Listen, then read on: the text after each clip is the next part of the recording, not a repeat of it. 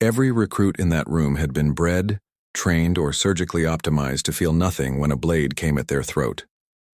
That is not an exaggeration, and it is not propaganda. It is simply what the Veyth Combat Academy promised its investors, cadets who do not flinch. We had graduated 412 classes without a single verified flinch on record.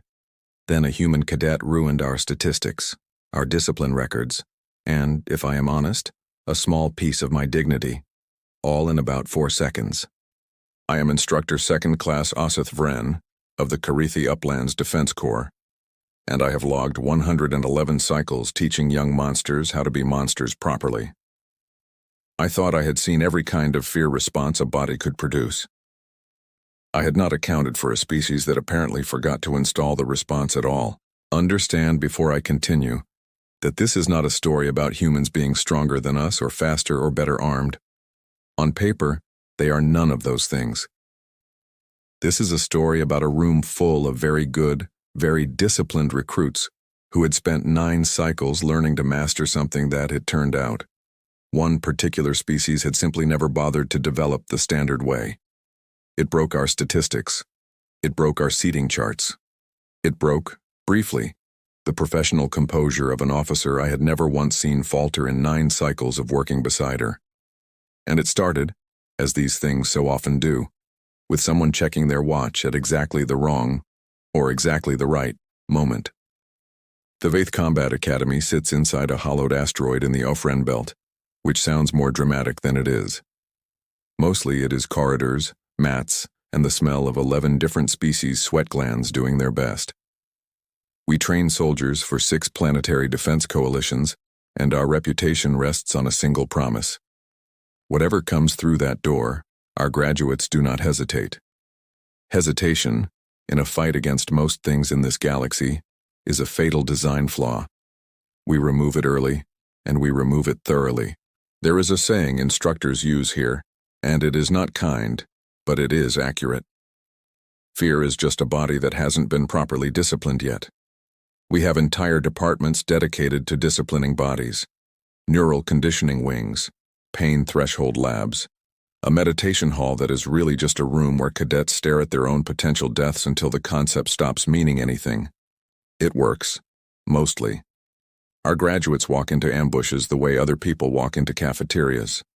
That is the product we sell.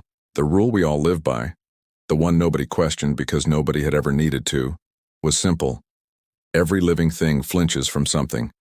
Find that something, and you have found the leash. Every species we had ever recruited, tested, or fought had a leash.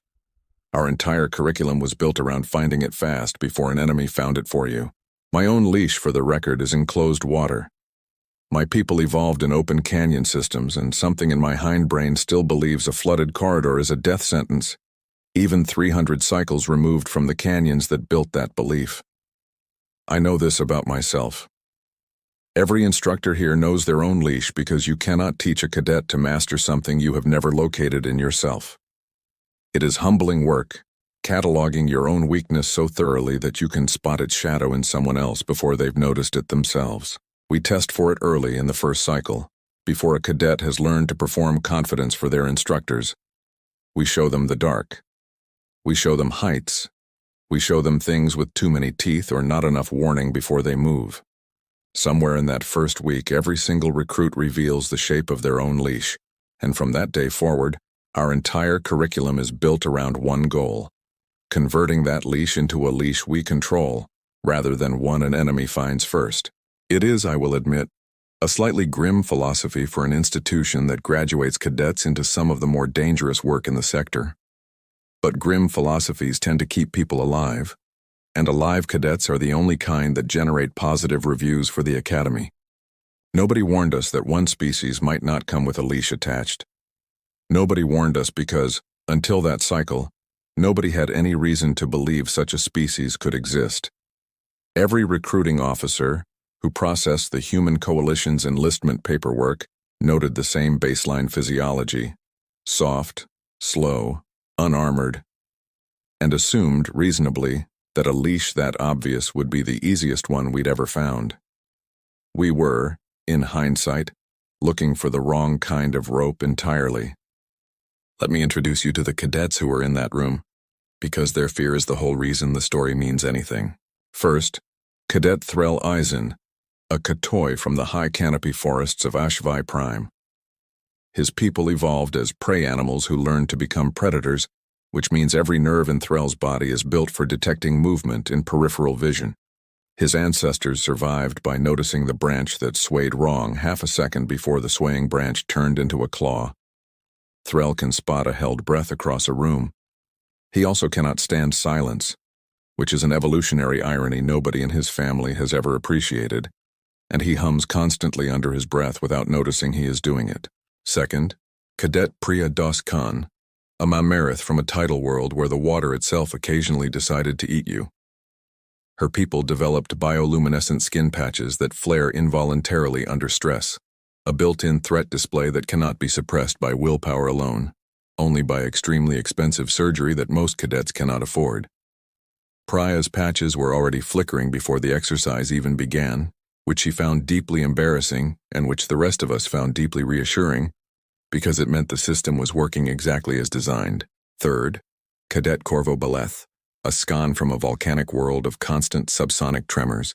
His species developed an almost supernatural stillness in response to danger, not from courage, but because in his ancestral environment, the things that moved when the ground rumbled were the things that got eaten by whatever was causing the rumble. Corvo standing dead still was not bravery. It was 11 million years of very good advice. And fourth, our tactical instructor for that cycle, Officer Veyth Thrun, a Kelvethi whose entire species prides itself on precision. Veyth does not raise her voice. She raises numbers. If you ask Veyth how afraid you should be, she will hand you a percentage. There was a fifth cadet in that cohort too, though he matters less to this particular story and more to what came after. Cadet Obren Yul, a Dosteki from a subterranean world where his people evolved almost total blindness in exchange for a sense of vibration so refined he could tell you the mass and gait of anything walking within 30 meters without ever opening his eyes. Obren's leash was simple and absolute. Total silence terrified him more than any threat, because in his ancestral tunnels, silence meant something had already killed everything that used to be making noise. He kept a small metronome clipped to his collar at all times, ticking quietly, just so the world never went fully quiet around him. Nobody questioned it. Everyone had their version of the metronome. These 5, counting Obren, had spent 9 cycles learning the machinery of fear together in the same training pod, eating in the same mess hall, bunking in the same corridor. They had watched each other's leashes get found, catalogued, and slowly turned into weapons. Threll had learned to convert his hypervigilance into reconnaissance work so precise that instructors used his sensory logs as teaching material.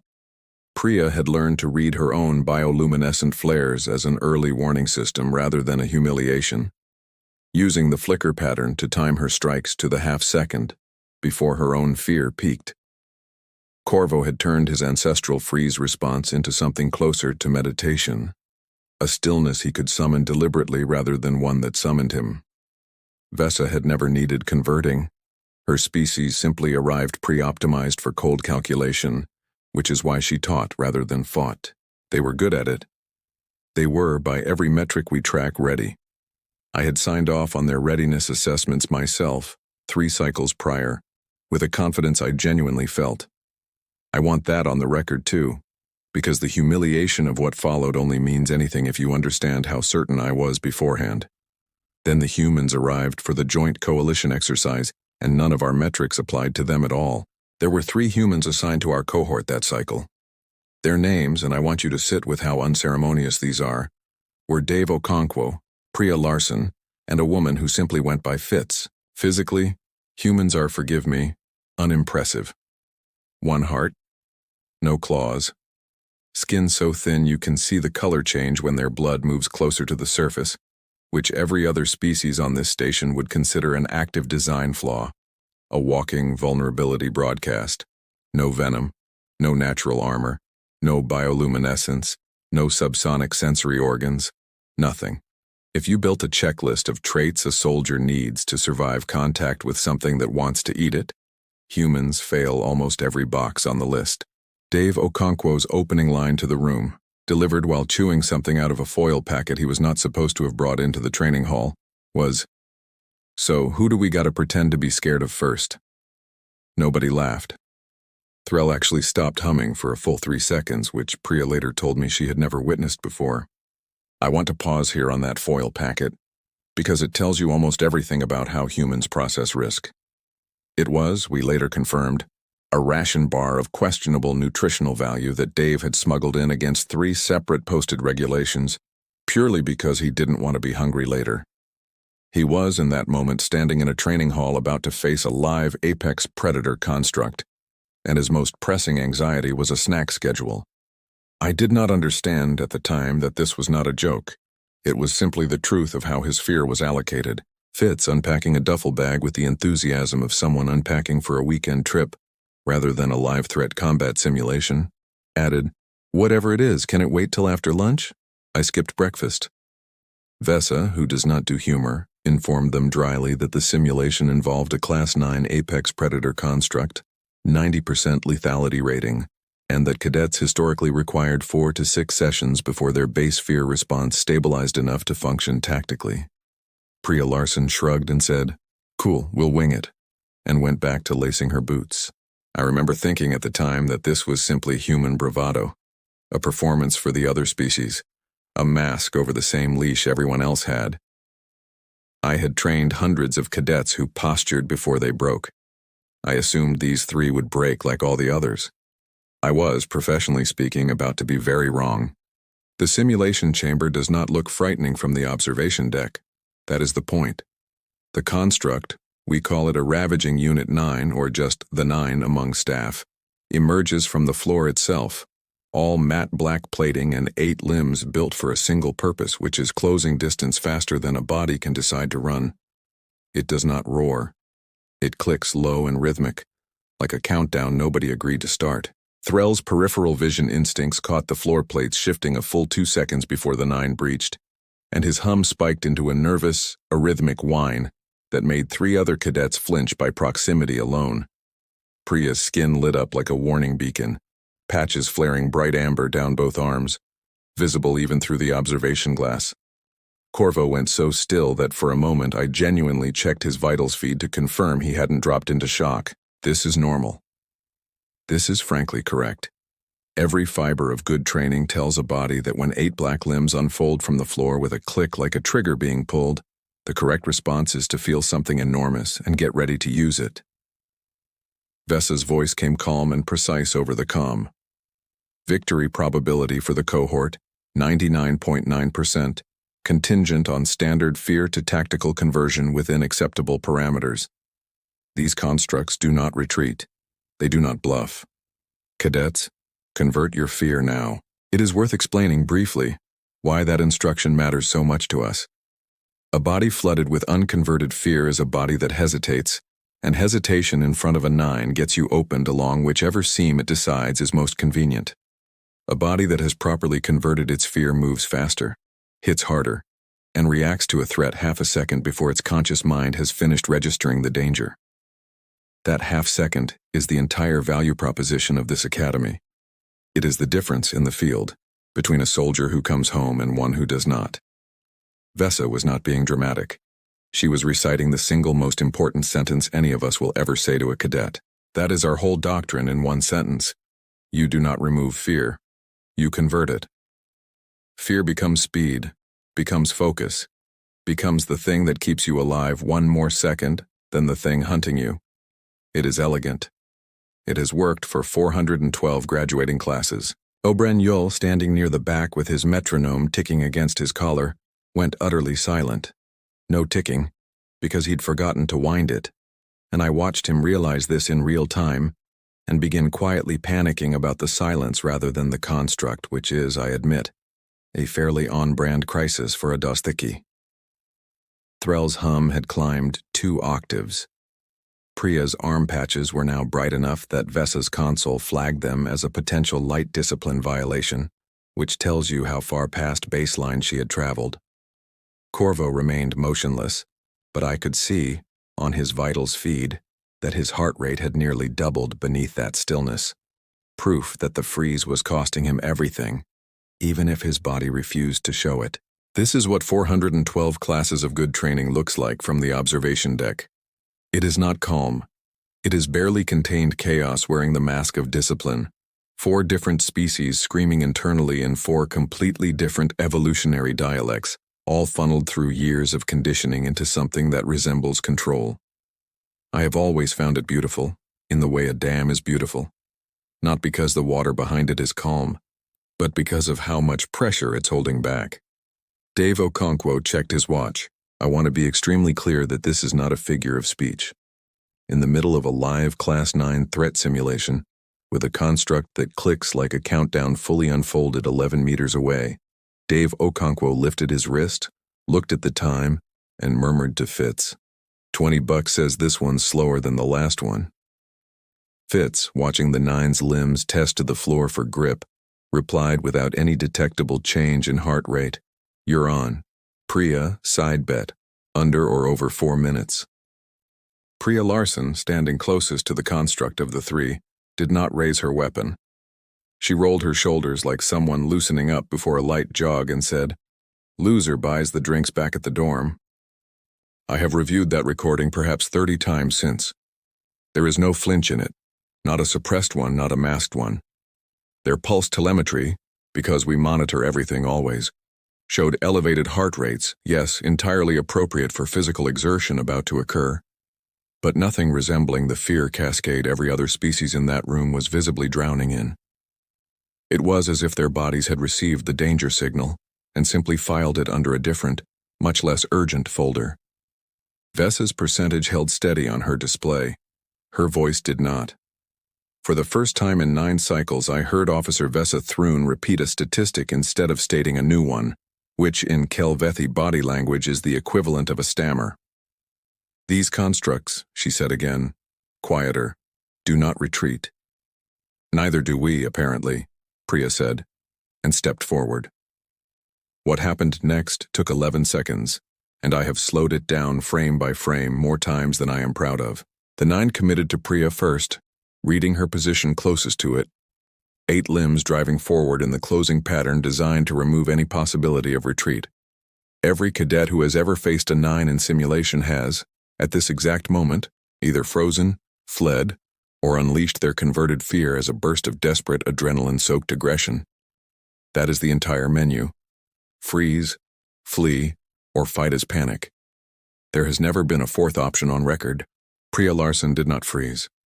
Freezing looks like Corvo, utterly evolutionarily still, a stillness built from a million years of predator avoidance. This was not that. Priya simply stopped moving forward with the loose, unbothered stillness of someone waiting for a crosswalk light, weight settled, breathing even, watching the construct's limb pattern like she was reading a menu she'd seen before. "Dave," she said conversationally, not even raising her voice over the clicking. "Left flank's got a hitch in limb 4, same as last time." "Yeah, I saw it," Dave called back, and he was not running either.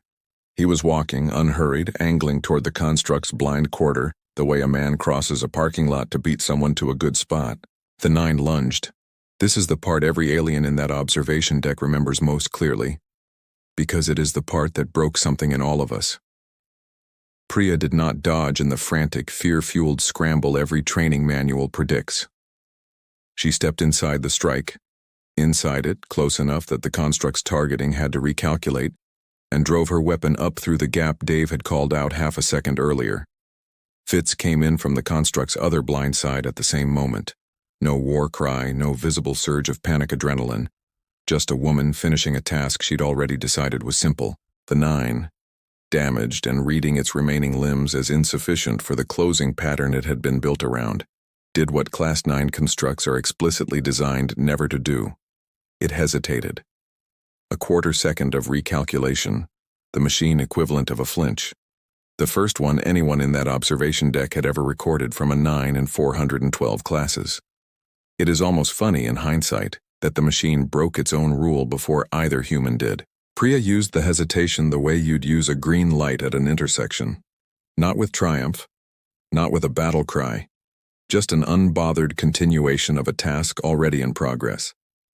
She drove the weapon the rest of the way through the gap, and the 9 folded down into the floor plating it had risen from, lights along its carapace dimming one segment at a time, like a building shutting off its floors for the night. The 9 went down in 6 seconds, under 4 minutes. Fitz checked her own watch. 3:50. Dave, pay up. Robbery, Dave muttered, already reaching for his credit chip. You had the blind quarter call practically handed to you. Skill issue, Fitz said. Yours, specifically. Vessa's percentage display flickered, not because the math was wrong, but because for the first time in 111 cycles under her instruction, I watched a Kelvithi tactical officer's hand physically tremble reaching for her own console. She reran the probability calculation twice. Both times it told her the encounter should have taken the cadets 4 to 6 sessions to survive without full psychological collapse. It had taken these 3 less time than it takes most cadets to properly draw their weapon. Threll had stopped humming entirely. Priya's skin patches, I noted with something like relief, were still flaring. Proof, at least, that something in that room still had a working fear response.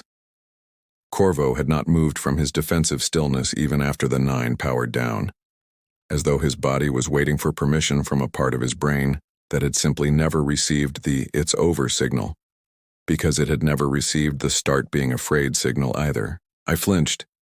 I want that on the record, because it is the whole reason for this story's name. I have watched 412 classes face that construct. I have never once flinched at the outcome.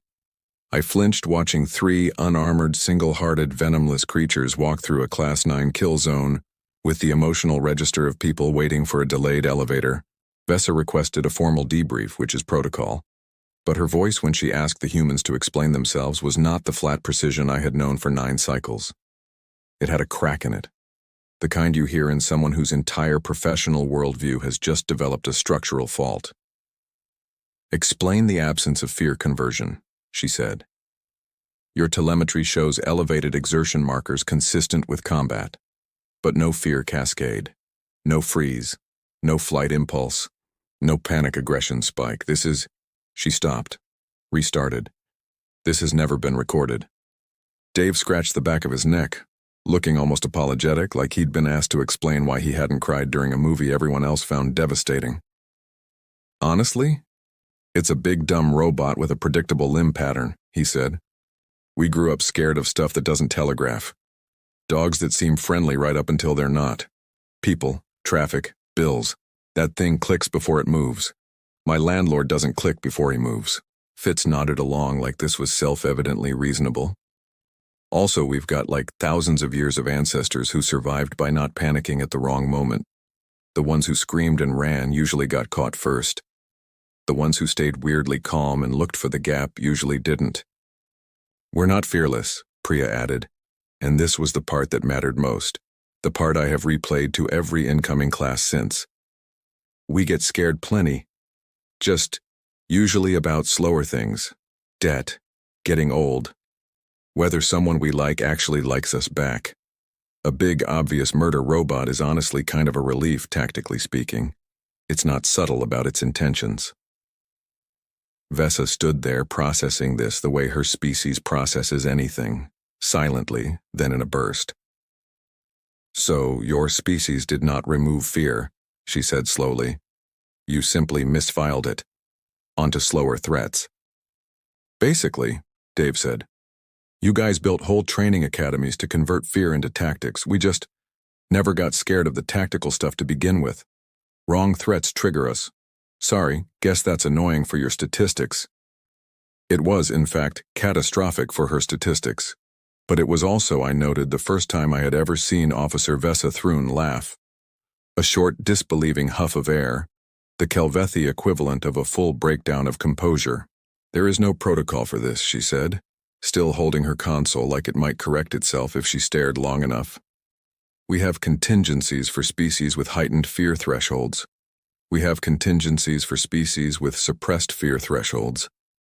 We do not have a contingency for a species that simply pointed its threat detection at the wrong century.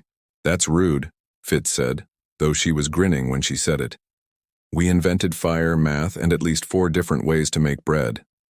We're not slow, we're just optimized for a threat environment that mostly stopped existing a few thousand years before we got here. Nobody updated the settings. Also, Dave added, zipping his duffel bag closed, half of what actually gets us is stuff you can't punch, you can't fight a bad diagnosis, you can't outshoot a layoff notice. So when something shows up that you actually can punch, it's honestly kind of nice, like, oh good, a problem with an off switch.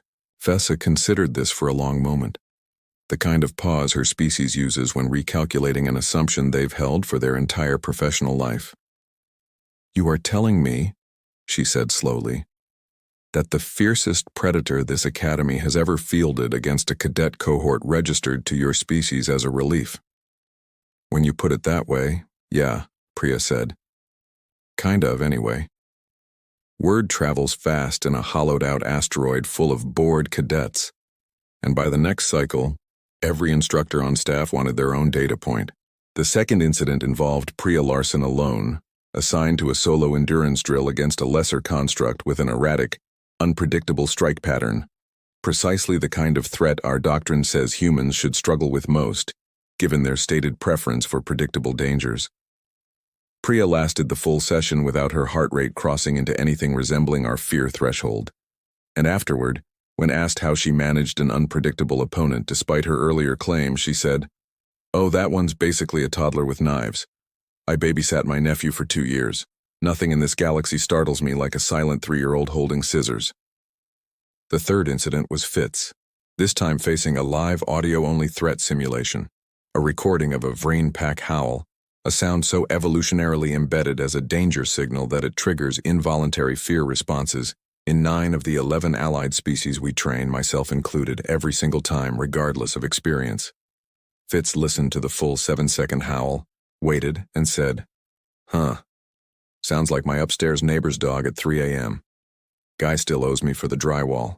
The fourth, and the one that finally broke through even to the administrators who had dismissed the earlier reports as statistical noise, was Dave Okonkwo being informed, mid-drill, that the exercise parameters had been quietly increased to Class 10 without cadet notification, a deliberate, unannounced escalation meant to test true involuntary response to sudden, unexpected danger, the one thing our doctrine insists no species can train away. Dave's reaction upon being told afterward that he had unknowingly faced a lethality tier above anything he'd trained for was to go slightly pale. Not from the fight, but from the realization. "Wait, that could have actually killed me?" he said. And for the first time, all 3 humans looked genuinely rattled, not during the danger, but nearly a full minute afterward, once it was safely behind them. That detail changed everything for us. Their fear was not absent. It was simply delayed, filed under retrospect instead of anticipation, arriving only once the danger was already survived, and therefore useless as a tactical liability. It was, several instructors agreed, the single most infuriating and enviable design flaw any species had ever presented to our curriculum.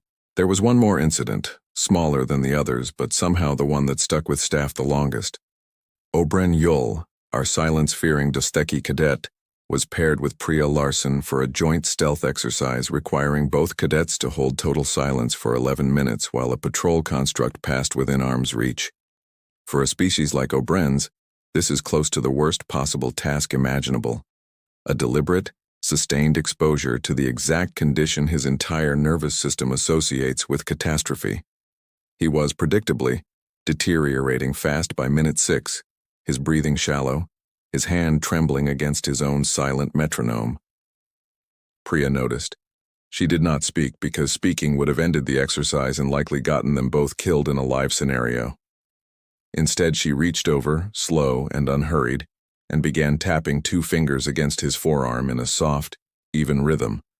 Not a code, not a signal, just a heartbeat, manufactured by hand, filling the silence he couldn't survive without something filling it.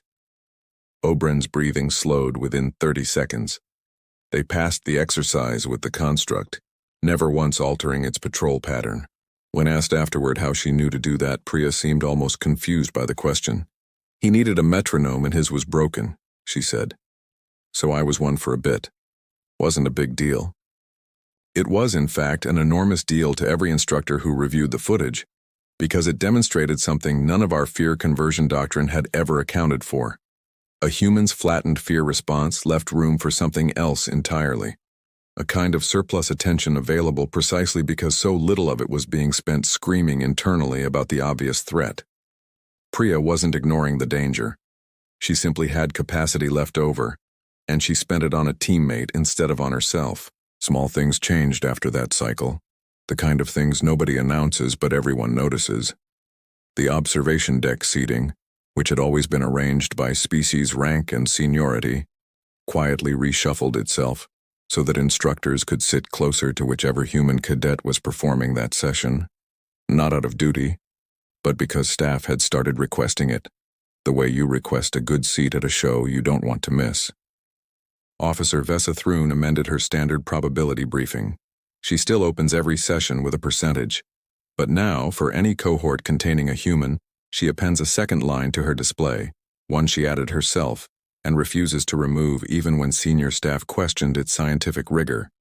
Confidence interval, uncertain, species does not convert fear on schedule, and Threll, who used to hum constantly out of nervous habit, picked up a new one instead. He started checking his own wrist for a watch he does not own, an unconscious mimicry of Dave Okonkwo that 3 separate instructors have caught him doing mid-simulation, as if some part of him decided that was what confidence looked like and wanted to borrow it. The Academy's requisitions office received an unusual number of orders for cheap wrist chronometers that cycle, none of them from human cadets. Nobody has officially explained why. Everybody quietly knows why. Obren Yule stopped carrying his metronome. He still keeps it tucked into a drawer in his bunk, but he told me once, almost sheepishly, that he'd started practicing sitting in silence for short stretches on his own, just to see if he could. Not because he no longer feared it, but because he'd decided he wanted to know whether the fear was actually load-bearing, or whether it was just a habit nobody had ever tested. That is, as far as I can tell, the most human thing a Dosteki has ever said to me, and he has never once met Priya's finger-tapping trick without a small private smile since. Even the curriculum itself bent slightly. The Academy quietly added a single elective session to the 4th cycle syllabus, unofficially nicknamed Slow Threats by the cadets who take it, where instructors now walk recruits through the idea that not every dangerous thing arrives with claws or a countdown click, and that a species built entirely around fast, obvious threats may be poorly equipped to recognize the ones that take decades to matter. It is not required reading. It fills up every cycle regardless. I have spent 111 cycles teaching bodies to be disciplined about their fear, and I believed with total professional confidence that discipline was the ceiling. Take a frightened creature, refine its fear into precision, and you have built the best soldier the galaxy allows. I no longer believe fear is the raw material every species is built from equally. Humans are not fearless. I want to be exact about this because the easy version of this story is a lie, and I did not survive 111 cycles by telling myself easy lies. Humans are simply pointed at the wrong things, evolutionarily speaking, by every metric my species uses to measure danger. They are terrified of slow things, of debt, of loneliness, of being unloved, of growing old alone in a quiet room. They save none of that fear for the loud, clicking, 8-limbed thing bearing down on them in a simulation chamber, because that thing, to them, is simply Tuesday. It is a problem with a shape. It is nothing compared to a silent toddler holding scissors. I used to think a good soldier was one who had mastered fear. I am no longer certain that is the highest form a soldier can take. I think, instead, that the highest form might be a creature that simply misplaced its fear somewhere else entirely, generations ago, and never bothered to go looking for it because it was too busy checking its watch and placing bets on how fast the monster would die. I flinched that day, watching 3 creatures with one heart each walk calmly through a kill zone built to break minds like mine. I have stopped being ashamed of that flinch. I think it was the first honest reaction I'd had in 111 cycles. I have thought often about what it means to build an entire species around slow fears instead of fast ones. My people fear enclosed water because a canyon once taught us that lesson in blood. generations before any of us were born, and the lesson stuck so well it outlived the canyon itself. Humans, it seems, learned their lessons more slowly and more strangely.